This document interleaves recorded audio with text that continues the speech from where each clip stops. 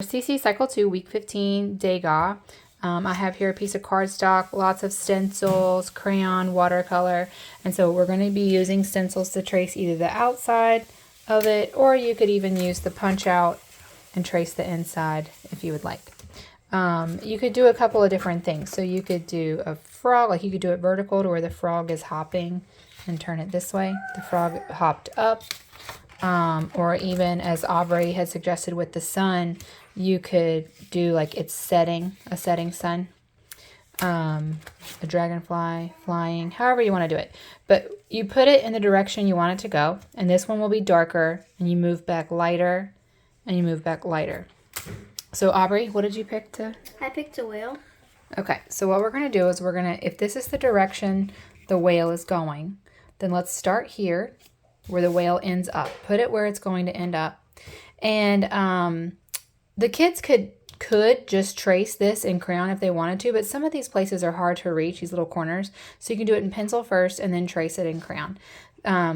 Or go ahead and just do it in crayon. You could just literally take this and just trace it if you wanted.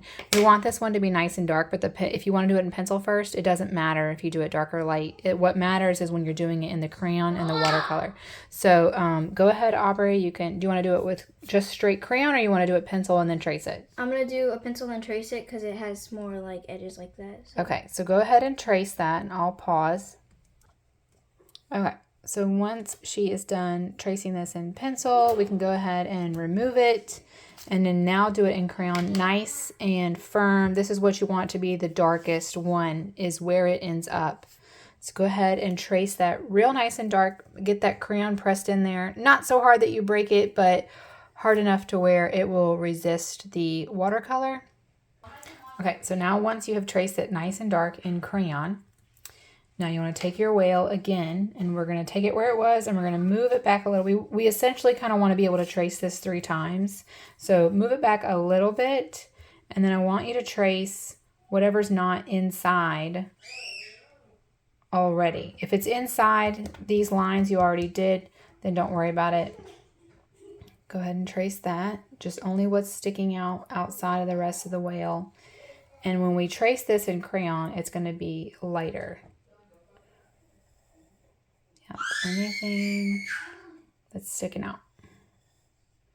And really, honestly, guys, you could go ahead and just trace the entire thing. It just looks a little cleaner and nicer when you only trace what's sticking out, like when we're done with the final project. Okay, so now you're going to trace this in crayon again, but make it a little bit lighter than what you did here. Noticeably lighter than what you did. Okay, so now that's traced in crayon a little bit lighter. What we're going to do is where you had the whale here, now we're going to move it back a little bit more. Same thing, trace what is sticking out and make it even lighter this time. Yeah, so now do it in crayon, the lightest. Like you still want it to be there so it can resist the watercolor, but we want this to be the very lightest one. Okay, so our last step is to watercolor paint this. Now, it is hard, as Aubrey and I discussed, it's hard to do this darker and lighter and lighter. And so the trick to that is get your watercolor nice, get plenty of water in there, get it going, and paint inside of this whale. Then what she's going to do next is she's going to kind of dab it a little when she gets to the second one to make it lighter. She's going to kind of dab off a little bit of that water on the paper towel. You can go ahead and start with this one. And then for the third one, she'll do that a lot. She'll keep dabbing in the paper towel to get this nice and light. And so, so here she is just doing the watercolor paint as she normally would. Get those strokes going there and spread it out. And then we'll make the next one a little bit lighter. We want to keep those watercolors nice and wet for the students. Keep reminding them to keep dabbing it in the water so it doesn't take as long. Okay, so now do you feel finished with the first one? Yes. It's nice and dark. So now we're going to use the same color, except now she's going to just kind of dab it in the paper towel a little bit just so it appears a little bit lighter. Have them spread it nice and thin and keep dabbing it on the paper towel. That way it ends up lighter. Yeah, keep doing it on the paper towel. Keep this one lighter.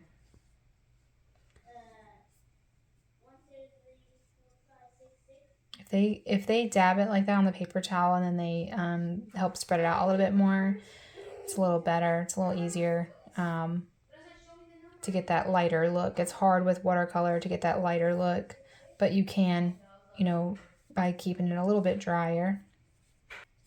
If they get it on there really thick, just have them spread it out and dab on their paper towel and spread it out some more.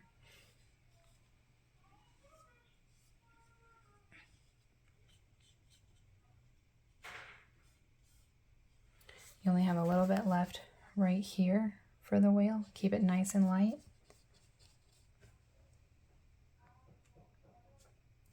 She just keeps dabbing, and then when she goes to paint, she just spreads it nice and thin. Okay, then we need to do even lighter on the third one, which is hard to do with watercolor, but like I said, it can be done if you keep dabbing it, keeping it very light, really spreading it out. You can make it lighter.